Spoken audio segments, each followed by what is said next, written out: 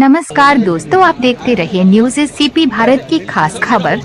प्रतिवर्षानुसार मां प्रथम पेंशनर समाज द्वारा पेंशनर दिवस समारोह का वार्षिक आयोजन परासिया में आयोजित किया गया।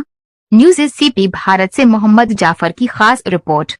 परासिया विधायक सोहनलाल बाल्मीकि जी कार्यक्रम में शामिल हुए। परासिया विधायक सोहनलाल बाल्मीकि जी ने कहा, अनुभवों की छांव में आशीर्वाद का संबल। समाज के इन प्रबुद्ध और अनुभवी स्तंभों के बीच बैठकर उनके जीवन के अनुभवों से बहुत कुछ सीखा है। मेरे लिए राजनीति केवल पद नहीं, बल्कि अपने बुजुर्गों के अधिकारों की रक्षा करने का एक माध्यम है। आप सभी का स्नेह और आशीर्वाद ही मेरी असली पूंजी है। परासिया विधायक सोहनलाल बाल्मीकि जी ने कार्यक्रम में शामिल हुए पेंशनर समाज के सभी सदस्यों को शाल पहनाकर अभिनंदन किया।